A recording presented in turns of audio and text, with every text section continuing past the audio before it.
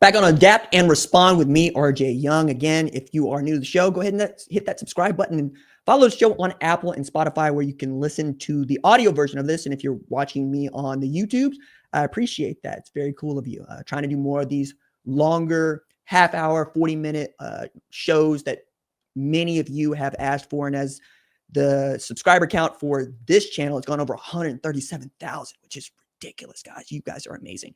I'm trying to give you more of what you asked for here on Adapt and Respond. Rhett Lashlee came out firing at ACC Media Days, which you know what? I enjoy it. I like spicy. I like it when coaches got something to say and they got an argument to raise, because all of a sudden they talk to their SID and their SID is full of these stats that they need to know. And they think, hey, you know what? That's a good point. I'll put that in my opening statement. Rhett Lashlee didn't mince words at ACC Media Day. The quote was, "The SEC has had the same 6 schools win the championship since 1964. Not a single one has been different since 1964. That's top heavy to me. That's not depth," end quote. All right, first, let's mention here that SMU is not one of these teams we're talking about winning a national championship in 2025, so that's something to do with it. And I think if you're talking about the present makeup of the SEC, right, you're not, you know, I mean, I guess you're talking about Oklahoma and Texas as well in here, but I don't think he's being fair on this one. I really don't. Because if you take a look at what he means here, I mean, we talk about go Hogs, Arkansas. No disrespect to Arkansas. Arkansas, y'all know I love y'all. Y'all around the corner here. But we're not talking about y'all being in the national championship conversation in the SEC, but we are talking about you making up the strength of this conference, because Arkansas is a tough cookie for everybody else but the SEC, because the SEC is just that good. We're also not talking about you, Missouri. Even though you got a sweetheart schedule, we don't think you're going to be playing for a national championship this year. Same thing is true of Vanderbilt, Kentucky, A&M. Hadn't won a conference championship of any kind since 98. Had Johnny Manziel win the friggin' Heisman, still can't play for the national championship. Okay? We're talking about Florida during the Urban Meyer years. We're talking about Georgia, Kirby Smart. We're talking about Tennessee with Phil Fulmer in 1998. Bama, okay, Nick Saban, he gone now. Auburn, Gus Malzahn, Gene Chizik, Cam Newton. Cam Newton, the greatest college football player who ever lived, because it's him putting that offense on his back. Nick Fairley playing defensive tackle. They win the national friggin' championship. Get out of here, man. The closest comp that you would have to something like that today would be Lenore Sellers leading South Carolina to the national championship. And you know what? We just don't see it. We don't think that's how it's going to go. Okay? I don't think that's how it's going to go. I'm not willing to bet on that. LSU, Ed Orgeron, 2019, Les Miles, Nick Saban. Yeah, okay, they got it. And then Oklahoma and Texas, depending on how you want to talk about, you know, them being Big 12 schools when they won this national championship. But I don't think they much count. And then you take a look around. Look at the Big 10, who has had, let's just start with Ohio State, Michigan, last two, right? Penn State, not since 86. Michigan State, not since 66. SC, it's a Pac-12 school, but okay. Nebraska, Big 8 school, but okay. Washington, Pac-10 school, ain't won it since the 1990s. So, I mean, if we're talking about Washington, okay, let's talk about the Big 12 then. Let's talk about Colorado in 1990. What are we doing here with this, Rhett? Like, this is one of these things that I think works when you are trying to tease a segment. I don't think it works when you're at the days trying to say that the ACC is deep, particularly when I'm going to point the finger at the ACC and go, Florida State is the only team outside of Clemson that has won a college football playoff national championship in that conference.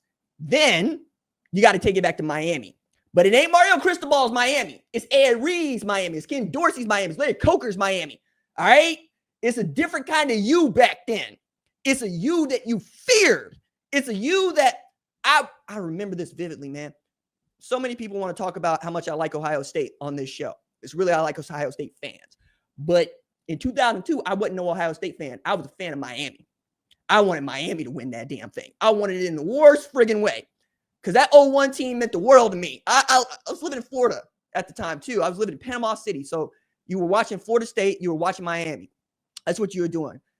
I didn't really watch SEC football because SEC football wasn't that good. It was 3 yards in a cloud of dust. I mean, when I got to see Steve Spurrier's fun and gun, it was cool. But outside of that, no.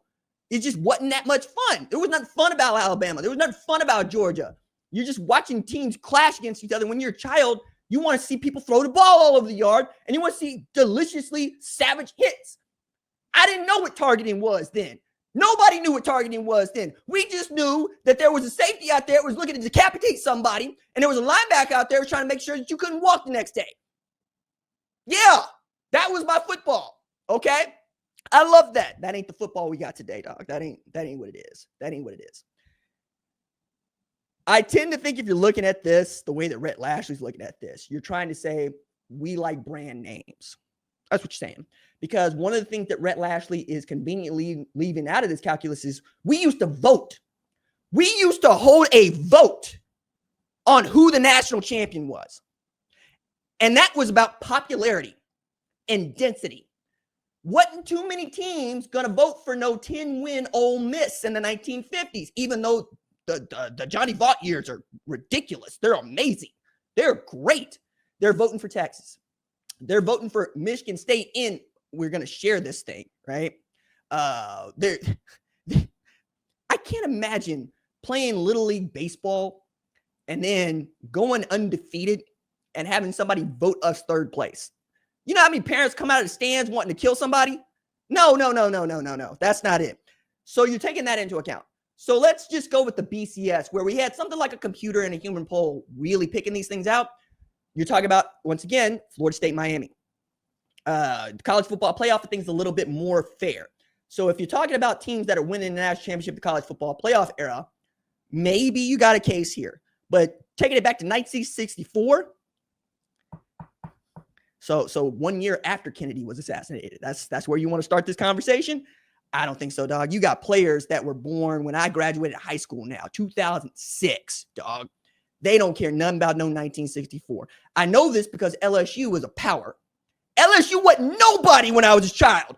Garbage. We didn't watch LSU like that because LSU didn't recruit good players. Because LSU didn't want to recruit good players. Till Nick Saban got there and said, where are all the good players? He said, they don't come here. He said, BS, they don't come here. Put a fence up around the boot and said, nah, everybody come into Baton Rouge now.